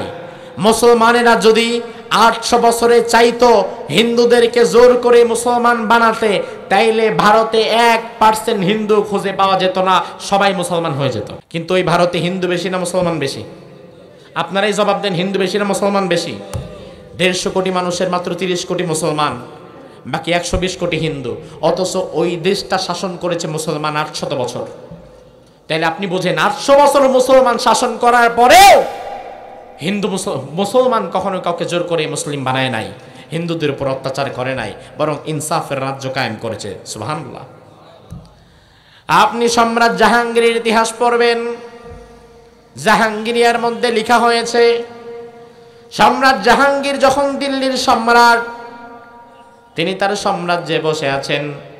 দুপুরবেলায় একজন মা জননী এলেন, হিন্দু মহিলা এলেন, এসে বললেন, সম্রাট জাহাঙ্গীর, আপনার কাছে আমার একটা নালিশ আছে। আমি আর আমার পুত্রবধূ বাড়িতে একা একা থাকি। আমাদের ছেলেটা কাজ করার জন্য দূর দূরান্তে তাকে চলে যেতে হয়, আমাদের সাথে থাকতে পারে না। আমি বৃদ্ধা নারী আর আমার বৌমা, আমরা একত্রে বসবাস করি। গত 3 দিন এমন ঘটনা ঘটেছে, একজন মুসলিম যুবক সন্ধ্যার পরে আমাদের ঘরে ঢুকে যায়, আমার বৌমার সাথে অশ্লীলতা করার জন্য চেষ্টা করে। আজকে 3 দিন পরে আপনার কাছে আমরা এসেছি বিচার দাবি করতে। সম্রাট জাহাঙ্গীর বললেন, বাড়ি চলে যান, বিষয়টা আমি নিজে দেখব। ওই হিন্দু মহিলা তার পুত্রবধূকে নিয়ে বাড়ি চলে গেল। সম্রাট জাহাঙ্গীর নিজে সেই দিন সন্ধ্যাবেলায় ওই হিন্দু মহিলার বাড়িতে গিয়ে উপস্থিত হয়ে গেছে। সন্ধ্যার দিকে উপস্থিত হওয়ার পরে দেখে মাগরিবের ওয়াক্ত হয়ে গেছে। বুড়িমাকে বললেন, মা আমার একটু পানি দেন, আমি মাগরিবের নামাজটা পড়ে ফেলি। সম্রাট জাহাঙ্গীর পানি নিয়ে ঘরের এক কোণায় দাঁড়িয়ে মাগরিবের নামাজ পড়া শুরু করলেন। মাগরিবের নামাজ শেষ করলেন, আল্লাহর দরবারে কি যেন বলে মোনাজাত করলেন। ওই হিন্দু মহিলা এসে জিজ্ঞেস করে, ও জাহাঙ্গীর, ভারতবর্ষের সম্রাট তুমি, এত বিশাল সাম্রাজ্য থাকার পরেও কার কাছে কি ভিক্ষা চাও? সম্রাট জাহাঙ্গীর বলে, দুনিয়ার কারো কাছে না, আমি ভিক্ষা চাই একজনের কাছে। তিনি কে? এবার মোনাজাত শেষ করে তিনি বসলেন। দরজার মধ্যে আওয়াজ শুনতে পেলেন টক টক করে। তিনি প্রস্তুতি নিলেন, তলোয়ার বের করলেন। ওই হিন্দু মহিলাকে বললেন, মা ঘরের বাতিটা আপনি বন্ধ করে দেন, ঘরটাকে অন্ধকার করে ফেলেন। ঘরটা অন্ধকার করে দেয়া হলো, বাতি নিভিয়ে দেয়া হলো, দরজা খোলা হলো। ওই যুবক যখনই ঘরে ঢুকেছে, সম্রাট জাহাঙ্গীর দরজার ওপাশ থেকে বের হয়ে হাতের ধারালো অস্ত্রটা দিয়ে একটা টান দিয়ে তার দেহ থেকে মস্তকটাকে বিচ্ছিন্ন করে দিল ওই মুসলিম যুবকের। এবার যখন নিশ্চিত হলো যে এসেছিল সে মারা গেছে, এবার বলল, মা আল্লাহ বাতিটা জ্বালিয়ে দেন। ওই হিন্দু মহিলা ঘরের বাতিটা আবার জ্বালিয়ে দিল। সম্রাট জাহাঙ্গীর কাটা মস্তকটা যেটা মাটিতে পড়ে আছে সেটা ভালো করে দেখলো। দেখে সবার আগে বলল, আলহামদুলিল্লাহ। কি বলল? অথচ কেউ মারা গেলে আমরা আগে কি বলি? ইন্না। কিন্তু সম্রাট জাহাঙ্গীর সেদিন আলহামদুলিল্লাহ কেন বলল? সাথে সাথে ওই মহিলাকে বলল, মা আমার একটু পানি দেন, পানি খাবো। বুড়ি মহিলা পানি নিয়ে আসলো এক জগ। সম্রাট জাহাঙ্গীর প্রচন্ড পিপাসার্ত তৃষ্ণার্তের মতো পুরা জগের পানিটা সব খেয়ে ফেললো। এবার ওই মহিলা জিজ্ঞেস করলো, এত পানি তো একজন মানুষ স্বাভাবিকত খায় না, আপনি এত পানি খেলেন কেন? সম্রাট জাহাঙ্গীর বলল, আপনি যখন দুপুর বেলায় আমার কাছে গিয়েছেন, আমার কাছে যাওয়ার পরে যখন বললেন আপনারা সংখ্যালঘু, সংখ্যায় কম, আপনারা যখন বললেন আমার দেশে এমন কিছু মানুষ আছে যারা নাকি আপনাকে ডিস্টার্ব করছে, আপনার পুত্রবধূকে ডিস্টার্ব করছে, ওই মুহূর্তে আমি নিজের সাথে প্রতিজ্ঞাবদ্ধ হয়েছিলাম, আমি এর শাস্তি নিশ্চিত করার আগ পর্যন্ত এক গ্লাস পানিও খাবো না। এই পর্যন্ত পানি না খাওয়া আমি। ওই হিন্দু নারী বলল, তাহলে আপনি বাতি বন্ধ করতে বললেন কেন প্রথমে? সম্রাট জাহাঙ্গীর বলল, আমার রাজ্যে হিন্দু নারীর গায়ের দিকে তাকাবে, কোন নারীর সম্ভ্রম হানি করবে এমন সাহস কারো নাই। আমি ভয় পেয়ে গেলাম, না জানি আমার কোন রাজপুত্রদের আবার এই সাহস জন্মালো কিনা। তবে আমি শক্ত হয়েছিলাম, আমি চিন্তা করেছিলাম বাতি যদি জ্বালানো থাকে আর আমার কোনো ছেলে যদি সামনে আসে, তাকে মারতে হয়তো আমার হাত কাঁপবে। এই জন্য আমার বাবা ইব্রাহিম আলাইহিস সালাম ইসমাইলকে কোরবানির সময় চোখে যেমন কালো কাপড় বেঁধে নিয়েছিলেন, আমিও একই ফর্মুলা অ্যাপ্লাই করার জন্য আপনাকে বাতি বন্ধ করতে বলেছিলাম। আমি চিন্তা করেছিলাম অপরাধী যদি আমার ছেলেও হোক না কেন, আমি তাকেও মেরে ফেলব। এরপরে যখন আমি মানলাম, কাটা মস্তকটা ঘুরিয়ে দেখলাম সে আসলে আমার পরিচিত বা আমার খানদানের কেউ না। আমি প্রশংসা হিসাবে আল্লাহ আলহামদুলিল্লাহ করলাম। আমার ভাইরা দেখেন, একজন মুসলিম রাষ্ট্রনায়ক একজন হিন্দু নারীর ইজ্জতের দাম কতটা দেয়, যতটা একজন হিন্দু অপর হিন্দু নারীর ইজ্জতের দামও দেয় না, ঠিক কিনা? তার মানে মুসলমানদের কাছে ভূখণ্ড যতটা নিরাপদ, এতটা নিরাপদ অন্য কারো কাছে আর থাকতে পারে? সেজন্য আল্লাহ রাব্বুল আলামিন বলছে, বান্দা সবার আগে ঈমান ঠিক করবা। ঈমান ঠিক তো সব ঠিক, কিন্তু যদি ঈমানের মধ্যে ভেজাল হয়ে যায়, আব্দুল্লাহ বিন উবাইয়ের মতো নামাজ রোজা হজ যাকাত সব করবা, কিন্তু জান্নাত পাওয়া যাবে না। আমার ভাইরা, আপনি মা খাদিজাতুল কুবরার দিকে তাকান। মা খাদিজাতুল কুবরা রাদিয়াল্লাহু আনহা আমলের সুযোগ তিনি কম পেয়েছেন। মা খাদিজা রাদিয়াল্লাহু আনহা তিনি ফরজ নামাজ পান নাই। মা খাদিজার ইন্তেকাল হলো নবুয়তের 10ম সনে। নামাজ ফরজ হলো নবুয়তের দ্বাদশ সনে মেরাজের রজনীতে মা খাদিজার ইন্তেকালের 2 বছর পরে। তাইলে আমাদের মা খাদিজা কিন্তু ফরজ নামাজ পাই নাই। রোজা ফরজ হলো মা খাদিজার ইন্তেকালের 5 বছর পরে দ্বিতীয় হিজরিতে। আমাদের মা খাদিজা ফরজ রোজাও পায় নাই। জাকাত ফরজ হলো রোজা ফরজের সাথে, আমাদের মা খাদিজা ফরজ জাকাতও পায় নাই। হজ ফরজ হলো মা খাদিজার ইন্তেকালের 11 বছর পরে 8ম হিজরিতে। আমাদের মা খাদিজা তিনি ফরজ হজও পান নাই। তাহলে আমার ভাইরা দেখেন, একটু জবাব দেন। মা খাদিজা ফরজ নামাজ পায় নাই, ফরজ রোজা পায় নাই, ফরজ জাকাত পায় নাই, ফরজ হজ পায় নাই, কিন্তু বুঝে থাকলে জবাব দেন তো ভাই, জান্নাত কি পেয়েছে নাকি পায় নাই? জোরে কন। পাওয়ার একমাত্র কারণ হচ্ছে মা খাদিজার ঈমানটা ছিল সলিড, ঠিক কি না? অন্যদিকে আব্দুল্লাহ বিন উবাই নামাজ পেয়েছে, রোজা পেয়েছে, হজ পেয়েছে, জাকাত পেয়েছে, সব আমল পেয়েছে এবং করেছে, কিন্তু জান্নাত পায় নাই। না পাওয়ার কারণ হচ্ছে ঈমানে ছিল ভেজাল। ঈমানে কি ছিল? আরো জোরে কোন। ঈমান ভাঙ্গার প্রথম কারণ বলেছিলাম কুফর, দ্বিতীয় কারণ বলেছিলাম শিরিক, 3 নাম্বার কারণ যেই কাজের দ্বারা মানুষের ঈমান ভেঙে যায়, 3 নাম্বার কারণের নাম হচ্ছে নিফাক। নিফাক মানে কপটতা, দ্বিমুখী নীতি অবলম্বন করা। নিফাক একটা ভাইরাসের নাম, আর এই ভাইরাসে আক্রান্ত ব্যক্তির নাম হচ্ছে মুনাফিক। ভাইরাসের নাম নিফাক, আক্রান্ত রোগীর নাম মুনাফিক। এই নিফাক ভয়ঙ্কর বিষয়। নিফাক যার ভেতরে ঢুকে তার ঈমান ভেঙে যায়, ঈমান চলে যায়, ঈমান থাকে না। আপনি মনে করবেন হুজুর আমি 5 ওয়াক্ত নামাজ পড়ি, দান করি, মাহফিলে আসি, আবার আরেক পীর হুজুরের কাছে বায়াত নিয়েছি, মুরিদ হয়েছি, আর আমার ঈমান তো ভাঙতে পারে না। আমি বলবো ভাই, পীর সাহেবের কাছে মুরিদ হইয়া 5 ওয়াক্ত নামাজ পড়তেছো, তুমি মনে করছো তোমার ঈমান ভাঙবে না, অথচ তুমি তো ভালো, তোমার পীর সাহেবের ঈমানও যে ভাঙ্গা যাইতে পারে তারও গ্যারান্টি নাই। আমার ভাইরা, তার কারণ ঈমান যে কিভাবে ভাঙ্গে তা আপনি টেরও পাবেন না। রাসূলের হাতে হাত রেখে ঈমান এনেছে ইবনু খতান, রাসূলের কাছে কালিমা পড়েছে, ঈমান এনেছে, আবার মুরতাদ হয়ে গেছে, ঈমান থেকে বের হয়ে গেছে। তাইলে রাসূলের হাতে কালিমা পড়ার পরেও যদি ঈমান ভেঙে যাওয়ার সুযোগ থাকে, তাইলে আপনি আমি কোথাকার কে?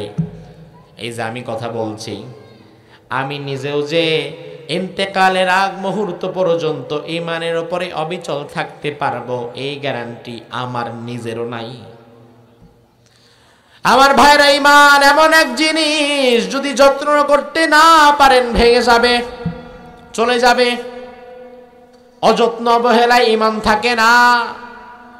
নিফাক এমন জিনিস, যেই নিফাকের দ্বারা মানুষের ঈমান ভেঙে যায়, ঈমান নষ্ট হয়ে যায়। এখন নিফাক কি সেটা আমি আপনারে একটু 1 মিনিটে বুঝিয়ে দেই। মুনাফিকদের ব্যাপারে আল্লাহ রাব্বুল আলামিন কোরআনুল কারীমের মধ্যে বললেন, ইন্নাল মুনাফিকিনা ফিদ দারকিল আসফালি মিনান নার। মুনাফিকদেরকে আল্লাহ তাআলা জাহান্নামের সবচাইতে তলদেশে রাখবে। তার মানে এই আয়াত থেকে বুঝে নিলাম, জাহান্নামের সবচাইতে তলদেশে যদি মুনাফিকদেরকে রাখে, আমি বুঝে নিয়েছি মুনাফিকদের দ্বারাই আল্লাহ জাহান্নাম উদ্বোধন করবে। জাহান্নাম আল্লাহ উদ্বোধন করলেন, এবার জাহান্নামটা অনেক গভীর, একে একে জাহান্নামে মানুষকে আল্লাহ ফেলবেন। তাহলে সবচাইতে তলদেশে যাবে কোনটা? যেটা ফেলা হবে সবার আগে। আমি এটাকে ফেললাম 1 নম্বরে, এরপরে আরেকটাকে নিলাম, এটাকে ফেললাম 2 নম্বরে। সবচাইতে আগে নিচে পড়বে কিন্তু সেটা, যেটাকে আমি 1 নম্বরে ফেলবো। তাইলে মুনাফিকদেরকে যদি জাহান্নামের সবচাইতে তলদেশে আল্লাহ রাখে, তার মানে কাফের মুশরিকদের চাইতে মুনাফিকদেরকে আগে আল্লাহ জাহান্নামে ফেলবে। ও ভাই আমার, তার কারণ হচ্ছে মুনাফিকদের শত্রুতা সবচেয়ে ভয়ঙ্কর। এই যে আমি আপনাদেরকে কাফেরের কথা বললাম, মুশরিকের কথা বললাম, আপনি যদি আমারে বলেন হুজুর আমি মুশরিকদের চক্রান্ত থেকে বাঁচতে চাই, কিভাবে বাঁচবো? আমি বলবো ভাই, যারা শিরিক করে, ইসকনের সদস্য যারা, এদের চক্রান্ত থেকে বাঁচবেন। আপনি যদি বলেন আমি খ্রিস্টানদের চক্রান্ত থেকে বাঁচতে চাই, খ্রিস্টান চিনব কিভাবে? আমি আপনাকে বলবো ভাই, আপনি আমেরিকার দিকে তাকান, গোটা সমাজ খ্রিস্টান। যদি খ্রিস্টানদের চক্রান্ত থেকে বাঁচতে চান, তাদের থেকে বেঁচে থাকবেন। যদি আপনি বলেন হুজুর আমি ইহুদিদের চক্রান্ত থেকে বাঁচতে চাই, আমি বলবো ইসরায়েল থেকে সাবধান থাকেন। কিন্তু আপনি যদি বলেন হুজুর আমি মুনাফিকের চক্রান্ত থেকে বাঁচতে চাই, আমি আপনারা কিছুই বলতে পারবো না। তার কারণ ইহুদি, খ্রিস্টান, হিন্দু চেনা যায়, কিন্তু মুনাফিক চিনার উপায় নাই। বহু দাড়িওয়ালা, টুপিওয়ালা, নামাজি, হাজি গাজি মুনাফিক হইয়া বসে থাকে। মসজিদে নামাজ পড়ে কিন্তু লোকটা মুনাফিক। মাহফিলের প্রধান অতিথি হয় কিন্তু লোকটা মুনাফিক। হতে পারে না? মাহফিলে যখন আসলো, মাহফিলে আসার পরে এই বছর হুজুরে আনছেন, সামনে বছর আরো বড় হুজুরে আনবেন। ইসলাম ধরে রাখা লাগবে, ইসলামের সাথে থাকা লাগবে, কাজ করা লাগবে। নেন 50,000 দিয়ে গেলাম। এই একই ব্যক্তি আবার 2 দিন পরে এলাকার বাজে ছেলেরা যখন খারাপ গানের কনসার্ট করবে, বিদেশ থেকে শিল্পী ভাড়া করে নিয়ে আসবে, এই নেতা 2 দিন আগে কোরআনের মহান মঞ্চে এসে বলছিল ইসলাম ধরে রাখা লাগবে। 2 দিন পরে একই নেতা আবার গানের কনসার্টে গিয়া বলে বাঙালি সংস্কৃতিও ধরে রাখা লাগবে। আছে না নাই? তাইলে এক মুখে কথা কয়টা হইল? 2 কথা হয়ে গেল। আমার আল্লাহ বলে বান্দা মুযাবযাবিনা বাইনা যালিক, এক মুখে যারা 2 কথা বলে এরাই তো মুনাফিক। এই মুনাফিকদের সাথে কেন থাকেন আপনারা?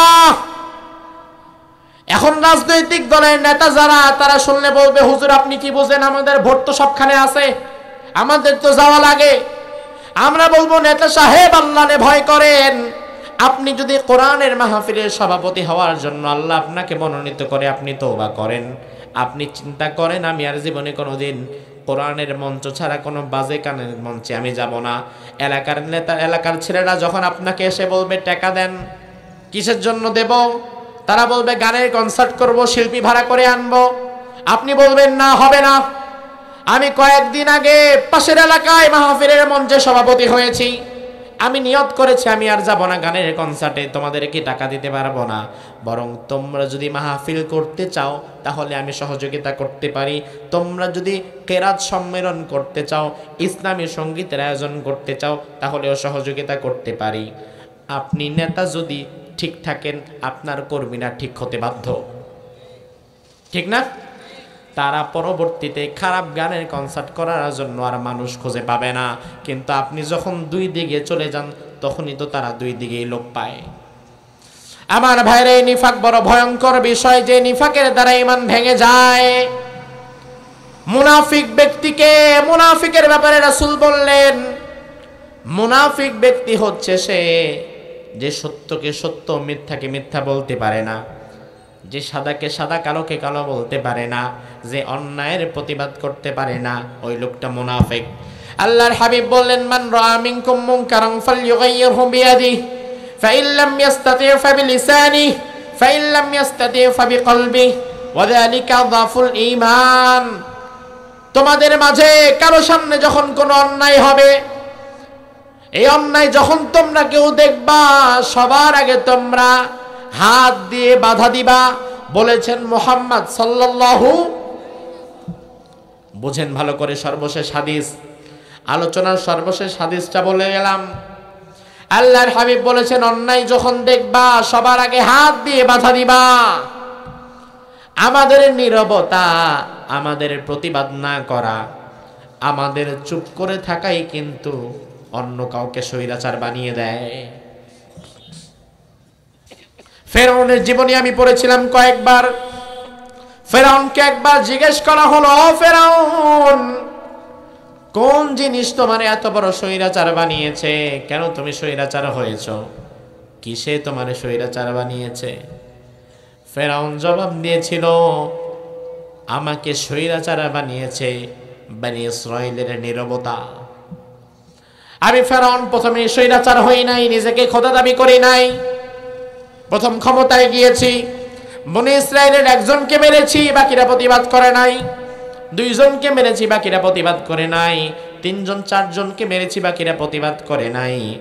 এইভাবে যখন দেখলাম কেউ প্রতিবাদ করে না, এরপরে ইউযাব্বিহুনা আবনাআকুম ওয়া ইস্তাহইউনা নিসাআকুম, বনি ইসরায়েলের হাজার হাজার ছেলেদেরকে মারলাম আর মেয়েদেরকে আমি দাসীবান্দি বানালাম, কেউ প্রতিবাদ করে নাই। তখন দেখলাম এই জাতি তো প্রতিবাদ করতে জানে না। তখন মানুষের নীরবতা ধীরে ধীরে আমাকে স্বৈরাচার বানিয়ে দিয়েছে। আপনি যদি বিগত দিনের স্বৈরাচারকে গালি দেন, তাহলে আগে নিজের দিকে তাকান, কারণ ফেরাউনের মতো তিনিও তো একদিনে স্বৈরাচার হন নাই। ক্ষমতায় আসার পরে হয়তো প্রথম এক দলকে মেরেছে, বাকি সবাই চুপ ছিল, অপর দলকে মেরেছে, বাকি সবাই চুপ ছিল। এইভাবে আমাদের বাংলাদেশি মানুষদের নীরবতাই আরেকজনকে স্বৈরাচার বানিয়ে দিয়েছিল। এমনি এমনি হয় নাই। 2013 সালের 5ই মে শাপলা চত্বরের ওই রাতটাই হতে পারত ক্ষমতার শেষ সময়। 2024-এর 5ই আগস্ট পর্যন্ত আসা লাগতো না, 10 বছর মেরে খাওয়া লাগতো না। 2013 সালের 5ই মের শাপলা চত্বরটাই যথেষ্ট ছিল, কিন্তু হয় নাই। তার কারণ ওই দিন যারা সেখানে গিয়েছে সবাই ছিল আমার মতো দাড়িওয়ালা টুপিওয়ালা হুজুর। আমাদেরকে যখন গুলি করে করে মেরেছে, বাংলাদেশের 18 কোটি জনগণ টিভির মধ্যে খবর দেখছে আর চিন্তা করছে, হুজুররাই তো মরতেছে, আমার কি? ঠিক না? ওই দিন যদি আপনি ওই মানুষগুলাকে শুধু হুজুর বলে বিবেচনা না করে মানুষ বলে বিবেচনা করতেন, তাইলে 2024-এ গণহারে আর এত মানুষকে মরা লাগতো না। ঠিক কিনা? কিন্তু আপনি ওই দিন যারা মরছে তাদেরকে শুধু হুজুর ভাবছেন, মানুষ ভাবেন নাই। হুজুরের রক্ত রক্ত না, হুজুর ব্যথা পায় তুমি ব্যথা পাও না। বরং আমি তো মনে করি এই 24 সালে গণহারে এত মানুষকে মারার পেছনেও কারণ আছে। আল্লাহ বোঝাতে চাইছে, বান্দা 2013 সালে আলেমেরা মারা খেয়েছে, এই 15-16 বছর আলেমেরা নির্যাতিত হয়েছে, সাধারণ মানুষ প্রতিবাদ করে নাই। এই জন্য বিদায়ের আগে সাধারণ মানুষটা ইচ্ছা মতো পিড়ায় গেছে। ঠিক না? আল্লাহর হাবিব বলেছেন, ইমানদার যে তার সামনে অন্যায় হলে ফার্স্ট ক্লাস ইমানদার হচ্ছে ওই ব্যক্তি যেই ব্যক্তি তার হাত দিয়ে প্রতিবাদ করবে। কি দিয়ে? জোরে কোন? 2 নাম্বার, কেউ যদি হাত দিয়ে প্রতিবাদ করতে না পারে, ফাইল্লাম ইয়াস্তাতি ফাবিলিসানি, সে তার জবান দিয়ে প্রতিবাদ করবে। কি দিয়ে? জবান দিয়ে কথা বলবে, প্রতিবাদ করবে। 3 নাম্বার, কেউ জবান দিয়েও বলতে পারে না, এমন অবস্থায় সে আছে, তখন সে অন্তর দিয়ে ঘৃণা করবে এবং এর বিরুদ্ধে কিভাবে কাজ করা যায় তার চিন্তা ভাবনা তার মাথার মধ্যে থাকবে। এখন আমার ভাইকে চট্টগ্রামে যারা জবাই করেছে, বাংলাদেশে আমরা আইনের প্রতি শ্রদ্ধাশীল, যার ফলে আইনের প্রতি শ্রদ্ধাশীল হওয়ার কারণে আমরা তাদের উপরে হাত দিয়ে এই মুহূর্তে কোনো আক্রমণ করছি না। আমরা হাত দিয়ে আক্রমণ করছি না, আমরা আইনের প্রতি শ্রদ্ধাশীল, আইনকে আমরা সময় দিচ্ছি। কিন্তু মুখের যে প্রতিবাদ, এটা থাকার দরকার আছে না নাই? নাকি এটাও থাকবে না? মুখের প্রতিবাদ কি থাকার দরকার আছে না নাই? এই ইসকনের অপশক্তি আজ তারা বাংলাদেশের সাধারণ হিন্দুদেরকে ভুল বোঝাচ্ছে। আমি আমার সাধারণ হিন্দু ভাইদেরকে বলবো, ভাইরা আল্লাহর ওয়াস্তে ইসকনের পাতা ফাঁদে পা দিবা না। কারণ ইসকন কখনো সাধারণ হিন্দুদের অধিকার নিয়ে কাজ করে না, ইসকন তোমাদের অধিকার নিয়ে কাজ করে না, ইসকন কাজ করে দিল্লির স্বার্থকে বাস্তবায়ন করার জন্য। ঠিক কিনা? এজন্য ইসকনের অপশক্তি যদি আজকে গৌর গোবিন্দের ভূমিকায় মাঠে নামতে পারে, বাংলাদেশের মানুষদেরকে শাহজালালের ভূমিকায় মাঠে নামতে হবে। ইসকনের অপশক্তি যদি আজকে আবু জেহেলের ভূমিকায় মাঠে নামতে পারে, তাহলে মুসলমানদেরকে ওমর ফারুকের ভূমিকায় মাঠে নেমে ওই ষড়যন্ত্রকে রুখে দিতে হবে। ইসকনের অপশক্তি যদি আজ বাংলাদেশে ফেরাউনের ভূমিকায় মাঠে নামতে পারে, আমাদেরকে মূসার ভূমিকায় মাঠে নামতে হবে। ইসকনের অপশক্তি যদি আজকে নমরুদের ভূমিকায় মাঠে নামে, ইব্রাহিমের সন্তান হিসাবে নমরুদের 20 দাঁতকে তুলে ফেলার জন্য, বাংলাদেশ থেকে ইসকনকে চিরতরে নিষিদ্ধ করার জন্য কারা কারা রাজি আছো? হাত তুলে আল্লাহরা দেখাও।